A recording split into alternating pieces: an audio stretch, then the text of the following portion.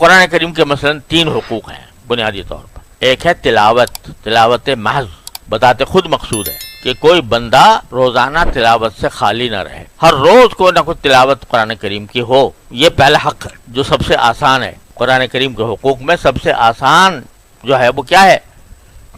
تلاوت روزانہ۔ اور حدیث میں آیا ہے کہ جب بندے کی روح قبض ہوگی اور قبر میں پہنچے گا تو قرآن جو ہے وہ اس کے سر کے پاس ہوگا۔ جو آدمی قرآن کریم سے مشغول ہوگا، اس کی تلاوت سے، اس کے فہم سے، اس کے تبلیغ سے، اس کی دعوت سے، تو قرآن اس کے سرانے ہوگا، اور سرانے ہو کر وہ اس بندے کے اوپر عذاب آنے سے رکاوٹ بنے گا۔ عذاب قبر تو برحق ہے نا، عذاب قبر بھی ہوتا ہے، وہ صرف کافروں کو نہیں مسلمانوں کو بھی ہوتا ہے، اللہ بچائے۔ تو ایک حدیث میں ہے کہ قرآن جو ہے وہ سر کی طرف بیٹھا ہوگا چوکیداری کرنے کے لیے، اور دائیں طرف نماز ہوگی، اور بائیں طرف روزہ ہوگا، پاؤں کی طرف کچھ صدقہ خیرات ہوگا جو اس نے کیا۔ تو عذاب قبر اگر آئے گا تو سر کی طرف سے آئے گا تو قرآن روکے گا، دائیں طرف سے آئے گا نماز روکے گی، بائیں طرف سے آئے گا تو روزہ روکے گا، اور پاؤں کی طرف سے آئے گا تو صدقہ خیرات روکے گا۔ تو عذاب قبر سے روکنے والی چیزیں ہیں یہ۔ تو قرآن جو ہے وہ ایسی چیز ہے، اگر بندہ روزانہ تلاوت کرتا ہے، روزانہ قرآن کریم سے اپنا رابطہ رکھتا ہے، تو پھر قرآن اس کے ساتھی ہو جاتا ہے، اور قرآن جو ہے وہ اس کو عذاب قبر سے روکتا ہے،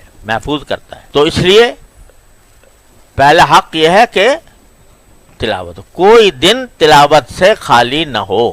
اور ساتھ ہی اس کے برعکس وعید بڑی سخت ہے کہ اگر کوئی شخص قرآن کا علم اس نے حاصل کیا، حافظ ہو گیا، مثلا حفظ بڑی زبردست دولت ہے، وہ حاصل کر لی، لیکن سویا پڑا رہا، قرآن حفظ ضرور کر لیا لیکن پڑھنے کی نوبت نہیں آتی۔ جب اٹھنے کا وقت ہے قرآن کریم پڑھنے کے لیے، ان قرآن الفجر کان مشہودا، اس کو سو رہا ہے پڑا ہوا۔ تو حدیث میں ہے کہ اللہ بچائے، اللہ تعالیٰ ہر مسلمان کی حفاظت فرمائے، قبر میں اس کا سر پتھروں سے کچلا جائے گا۔ تو اس لیے پہلا حق تو ہے تلاوت۔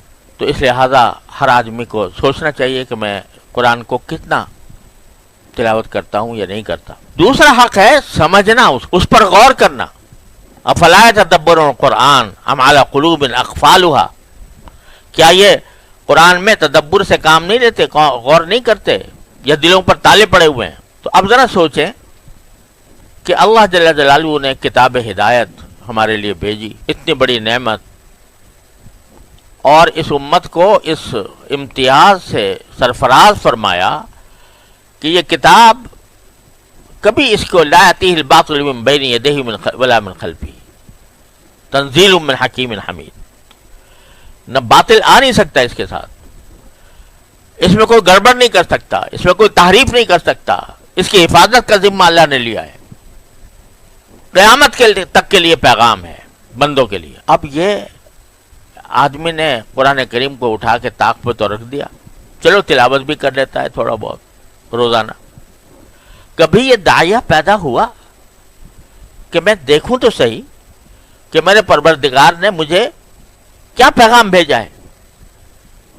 کبھی یہ داعیہ دل میں پیدا ہوا، اس کو سوچنے سمجھنے کی ترغیب دل میں آئی کہ میں سوچ کے سمجھ کے دیکھوں تو صحیح کہ میرے پروردگار نے کیا کچھ ارشاد فرمایا ہے قرآن کریم میں؟ سمجھنے کی طرف توجہ ہی نہیں۔ اللہ کے بندوں نے تفسیریں چھاپ دی ہیں، ترجمے چھاپ دیے ہیں، مختصر بھی ہیں، لمبے بھی ہیں، مفصل بھی ہیں، لیکن کیا کبھی یہ شوق پیدا ہوتا ہے کہ بھئی میں اس کو پڑھوں، ترجمہ پڑھوں، اس کی تفسیر دیکھوں، مستند تفسیر؟ سوائے اس کے کہ جن لوگوں نے اللہ تبارک و تعالیٰ نے کچھ علم سے نواز دیا تو وہ ذرا سمجھ لیتے ہیں، لیکن سمجھنا بھی کیا ہے؟ ترجمہ سمجھ لیا آیتوں کا، مطلب سمجھ میں آ گیا کہ قرآن کریم یہ کہہ رہا ہے، لیکن اس کو تدبر کے ساتھ، فکر کے ساتھ اس کو سمجھنا. افلا یتدبرون القرآن ام علی قلوب اقفالها. تدبر کیا مطلب؟ قرآن کریم نے جگہ جگہ جگہ جگہ اپنی آیات قدرت کا ذکر فرمایا ہے. ہم پڑھ کے گزر گئے، ترجمہ بھی سمجھ گئے.